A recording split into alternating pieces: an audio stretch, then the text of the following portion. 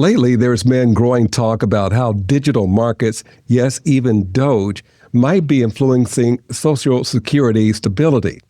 In this episode of Leibel on Fire, we're unpacking what's behind the headlines, what it could mean for you, your benefits, and how to stay informed and prepared. Welcome to Leibel on Fire with Amazon best-selling author and Yields for You portfolio manager, Leibel Sternbach.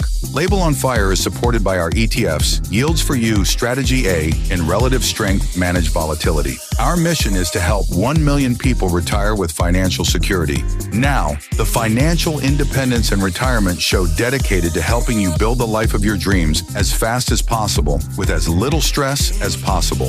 It's Leibel on Fire. Hello again and welcome to Leibel on Fire. I'm Freddie Bell and I'm with Leibel Sternbach. He's Amazon's best-selling author, and I love telling you this all the time because it's a big deal. The name of the book is Living with Financial Anxiety and also Authenticity. Let me introduce you right now to Leibel Sternbach. Hello. Hey, how are you doing today? Unbelievable. Glad to be with you. And we're talking about it. I didn't think we'd ever get here, but we are going to talk about it. What are the DOGE actions and how could they actually impact Social Security payments? So DOGE is the Department of Government Efficiency. That is Elon Musk's. And I mean, many presidents have proposed doing what they are doing. But, you know, in true Elon Musk fashion, he is doing it in a way that just upsets everyone. Didn't we see this in the Ronald Reagan administration portions of this? Yes, and Clinton proposed it. There was apparently a 2,000-page report that Clinton commissioned that went nowhere. Obama tried implementing a whole bunch of these. The various presidents throughout the years have tried doing this.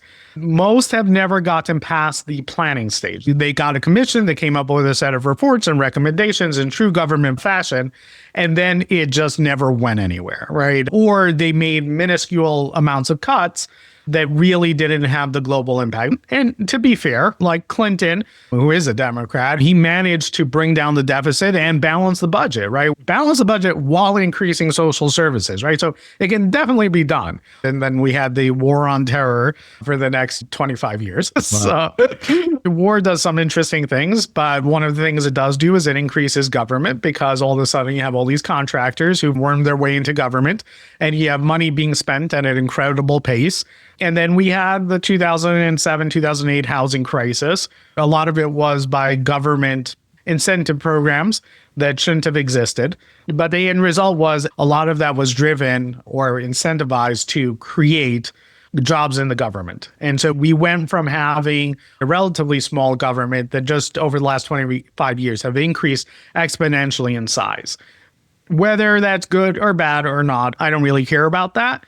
What does matter, though, is as any company increases, and anyone who's worked in a bureaucracy knows, there are these people who just find their way in and these things that get created and then get stuck there, right? There's a manager. He wrote a whole bunch of books on management. And one of his books, he starts off by talking about this job that he got in government where some president got elected, don't remember who it was. I don't know if he even said who it was. The president got elected, created some kind of new interagency task force, and he got hired to this job. He shows up at the office. Nobody in the agency has any idea who he is, what he's supposed to be doing there. They give him an office, and then the president got distracted by other stuff. Nothing ended up ever happening. He ended up working in the government in a job that was nothing. Nobody knew why he was there. The head of the agencies who came and went wanted nothing to do with him because they were like, as long as you stay out of my way, I'm not going to try to find out what you're supposed to do. And so he just started creating memos. He just started sending memos to different departments asking like, where's the staples? I need more staples and requisitioning things. And by doing that, people stopped asking why he was there because they didn't want to have to deal with questions. So he just started like creating paperwork. But that's what happens in the government, right? And this guy had this job for like 15 years until he retired on a government pension because he created a job for himself because a position was created that everyone forgot about. Nobody knew why he was there. And he kept people from asking why he was there by making them do work. And nobody wanted to do work. So they ignored him. Wow. But this is what happens in government. This is what happens in large corporations. Large corporations are incentivized to cut people and to lay people off. Generally, that happens because the economy tightens. There's some kind of contraction. Shareholders want to come in and get value, so they slash employees, and you cut that waste. Government doesn't really do that, right? It doesn't cut departments. It doesn't fire people. We have unions. So DOGE, the idea behind DOGE is that it's going to come in and is going to create that government efficiency. Whether it's the right thing to do, whether it can do what it's doing, whether it's legal what it's doing, not a question that I'm going to even attempt to answer. That's for the courts, that's for Congress, that's for the history books. Well, how does it impact Social Security, though? We've got people who are getting the augmented Social Security payments. What will DOGE do to those payments? So Elon Musk, who is the de facto head of DOGE, he basically accepted a mandate to cut $2 trillion worth of spending from the federal government. When we look at where the federal government is spending money, 78% of the budget is on what's called non-discretionary spending. So that's Medicare, Medicaid, debt service payments. That's really it, right? The 22% that's considered discretionary includes the military, includes the Department of Education, all of that stuff. But 78% is Social Security, Medicare, and debt service. And so when you look at where you're going to cut $2 trillion, if he goes to the 22% that's discretionary spending, which our military is a big portion of that, and then these other services that we really need, I think Elon Musk had this vision that initially, if he just went in, he can find $2 trillion of there. And then he quickly realized, even if he cut $2 trillion out of spending there, that would leave the government with no programs. And like everything that we're spending, that's not where the bulk of the money is being spent. The bulk of the money is being spent on Social Security and Medicare and debt service. And so that's why he's going after Social Security and Medicare. We do know that there's fraud in Medicare. We do know that there are people who are getting paid that shouldn't get paid. I don't think when it comes to Social Security, I don't think Elon Musk understands how Social Security works, because nobody understands how Social Security works until they get into this world that I'm in of planning for Social Security, right? And then you learn about all the rules. And then even when you learn the rules and you learn how it's supposed to work, it's very different of what's actually happening. I don't think he's going to find the savings in Social Security that he thinks he's going to. I think there's a lot of threats of him cutting programs. But at the end of the day, you can't cut Social Security, not in the way that he expects to be able to cut, not in the way that he's talking about cutting. It isn't discretionary spending. It's you paid into this program, and it's a social contract between you and Congress. And Congress is the one who created Social Security. He can't come in and change the rules of how Social Security works. It requires an act of Congress. So, like, he can go in and monkey around with the Department of Education. He can go in and monkey around with how the Treasury works, because those are executive branch things. Social Security, while it is under the executive branch, it is created by Congress. It's funded by our payroll.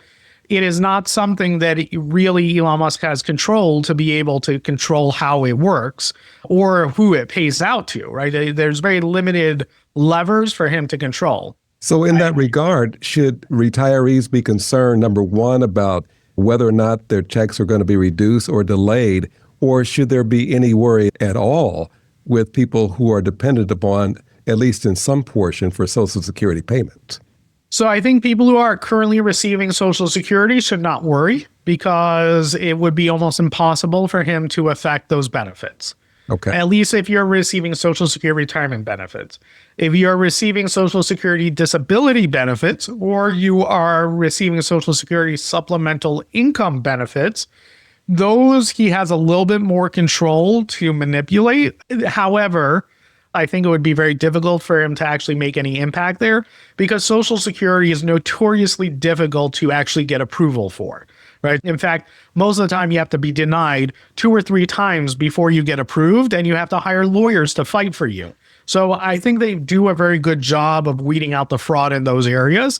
I think Elon Musk is going to find that. I think he's actually going to hurt us in the long run, because right now he's highlighting the fact that you've got young people and you've got old people, insanely old people, 200-year-old and 300-year-old people on Social Security payrolls paying into the system or receiving checks. He's going to cut that because he's going to be like, oh, well, we shouldn't have people like that on the system. The young people he's going to discover are legitimate beneficiaries.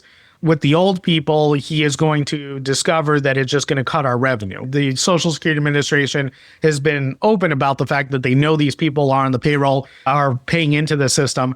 They know that these are, in many cases, illegal immigrants who are using stolen identities to get jobs and are paying into the system. So that money that's coming in is going out to beneficiaries, right? It's part of your Social Security check is all these illegal immigrants who are using stolen identities to pay into Social Security. I don't know about you, but I would like to keep that money. So is there anything that a retiree can do right now, or is there any real need for a retiree to try to protect themselves and their assets at this point? So I think when it comes to retirees and Social Security, I think what we need to look at is at Congress, and we need to look at the legislation Congress is introducing. When Congress looks to reduce Social Security payments, they do it by altering the rules for new beneficiaries. So what we need to look for are rule changes that can only go through Congress. Elon Musk can say all he wants. He has no ability to change rules when it comes to who is eligible for Social Security benefits, because that is going to be the thing that is going to impact you. So we got to look at what Congress is doing. I think they are self-preserving enough that they know that the biggest voting bloc is those people over the age of 60. And I don't think they're going to do anything to disenfranchise that group. So I am not worried so much about that. We do need to keep our eye on it, because it is very much like the Trump administration to distract us with something while they sneak through legislation that would reduce benefits. But that is something that we are actively keeping an eye on. Medicare, though, and Medicaid, that they will monkey around with. And there is a lot of room that they can do without Congress. I don't know whether it's a good thing or a bad thing. Medicare pays out 80 cents on the dollar now. I think it's 87 cents on the dollar to health insurance. Health insurance in our country is a mess, but at the same time, I wouldn't give up the mess that we have for what Europe has, because Europe is only able to do the healthcare system they have because we're the ones doing all the innovation when it comes to drugs, right? We invent something like 90% of all of new treatments and all of new drugs, and they just basically steal that from us and sell generics. I think our healthcare system does need to be overhauled. Our health insurance system is completely screwed up, and I haven't heard a good proposal of how to fix that. If he can find $1 trillion of cuts in Medicare, I would argue that would not impact anybody's healthcare at all, because like one of the things that he's found is, and it's something that every health insurance agency knows about, is that if somebody moves states while they're on Medicare, 2 people get paid for it for the entire year. That shouldn't happen. Why is Medicare paying double for the same person? That shouldn't happen. And we're just about out of time, Leibel. Knowledge is power. How can we get more information about Social Security and what could lie ahead for us? So I think when it comes to Social Security, keep an eye on my emails, because as soon as something actually happens, that you should be aware of, that you should take action on, I will send emails out about it. So keep an eye on our emails. Keep an eye on what Congress is doing. Don't read the op-ed pieces. Look for the announcements of what bills Congress has passed. And it doesn't help if something passes the Senate but not Congress, or the other way around, the House and not the Senate, because you need both of them to pass something for it to actually take effect. And so there is a lot of rhetoric being thrown around. There's a lot of bills being introduced that they know have no chance of passing, that are just designed to get headlines. And it's on both sides of the aisle. So you just need to look at what actually is getting passed, look at the commonalities between the bills proposed, and those are the things to worry about. Basic civics class. Yeah. Leibel, thank you so much. Just gleaning from this, even with the challenges that we have on the horizon, there are always steps that you can take to stay secure and remain confident about your future. Thank you for joining us.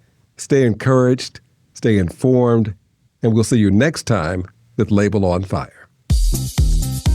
If you would like to see how the Yields for You team can help you get off the Wall Street roller coaster and save you money on taxes so you can live the life of your dreams, book an appointment online at yieldsforyou.com or call 410-914-4894. Yields for You is a registered investment advisor in the state of New York and only transacts business in states where the firm is properly registered or is excluded or exempted from registration requirements. Registration as an investment advisor is not an endorsement. Information presented on this program is believed to be factual and up to date, but we do not guarantee its accuracy, and it should not be regarded as a complete analysis of the subjects discussed. Discussion should not be construed as an offer to buy or sell or solicitation of any offer to buy or sell the investments mentioned. Annuity guarantees are subject to the claims paying ability of the issuing insurance company. Content should not be viewed as legal or tax advice. Always consult an attorney or tax professional regarding your specific legal or tax situation.